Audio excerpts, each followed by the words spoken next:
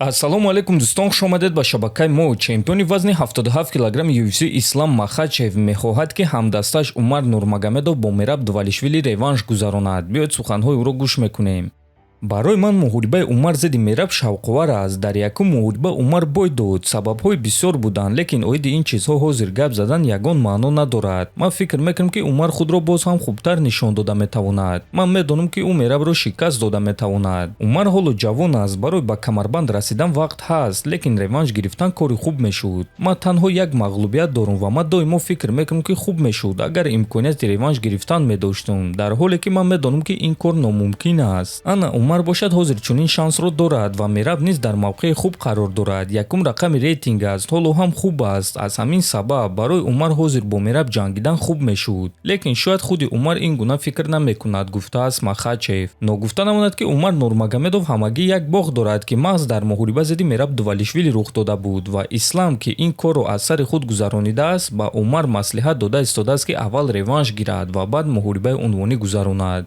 ҳама намуд дороҳои гиёҳӣ бо сифати баланд, нархҳои дастрас ва дастафка ба ҳама шаҳрҳо аз ширкати Шифофармо, дороҳои гиёҳӣ барои хароб ва фарбеҳшавӣ, барои қавӣ кардани саломатӣ, витаминҳо ва шампунҳои гиёҳӣ, ҳамчунин ҳиҷомаи бепул барои муштариён ва боз асали бениҳоят фоидаовар паҳлавон ки гардиши хун ва тестостерони шуморо хуб мекунад, хунукзадагиҳои баданро бартараф мекунад. барои маълумоти бештар ё ин ки заказ кардани доруҳои ширкати Шифофармо ба номерҳои дар рӯи экран буда муроҷиат кунед. ширкати Шифофармо дар хизмати шумо. комментатори машҳури UFC Ҷо Роган боварӣ дорад ки ҷангори 23-солаи камерунӣ Атеба Готье ситораи ояндаи ММА аст.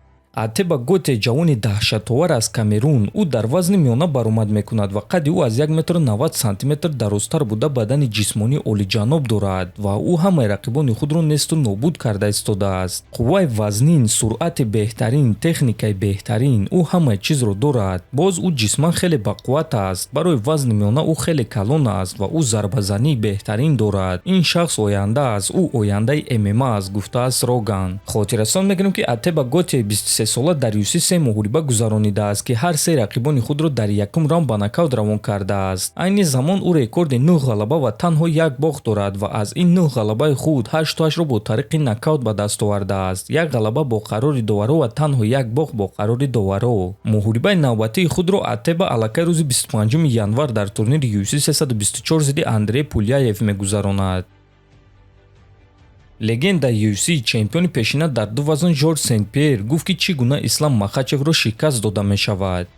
барои Ислам Махачевро шикаст додан ту набояд ки аз ӯ зуртар бошӣ. дар муҳориба ҷангори зур ғолиб намешавад. ҳамин кор бо Ислам рух дода буд. Мартинес ки Ислам Махачевро шикаст дода буд. агар онҳо 10 маротиба ҷанганд, пас дар 9 тои ин муҳорибаҳо Ислам ғолиб мешавад. лекин маҳз дар ҳамон муҳориба Ислам зарба сар дода бой дод. чунин корҳо мешаванд. барои Исламро шикаст додан ту бояд ки пуртаҷриба бошӣ. ҷанговаре дар кор аст ки бо ӯ гуштин гирифта тавонад ё нагузорад ки Ислам ӯро ба замин афтонад, ё ин ки дарҳол ба по хеста аз дистансия дур дар стойка кор кунад. ҳар гуна финтҳо ва ҳаракатҳои фиребкунанда истифода барад. буд як ҷанговар аз Фаронса Мансур Барнауӣ. ӯ яке аз беҳтарин шарикҳои спарингии ман буд ва ӯ ба Ислам проблемаҳои калон сохта буд. бо стиле ки ӯ зидди Ислам ҷангид, маҳз ҳамон стили ҷангие ҳаст ки барои шикаст додани Ислам дар кор аст. фишори зиёд, ҳимоя аз текдаунҳо ва фишор боз фишор, гуфтааст Сен-Пьер. дӯстон, худи шумо оиди ин суханҳои Ҷорҷ Сен-Пьер чӣ фикр доред? метавонед фикрҳои худро нависед. ҳатман дар YouTube канали мо обуна шавед. то боздид, хонободу сарбаланд бошед.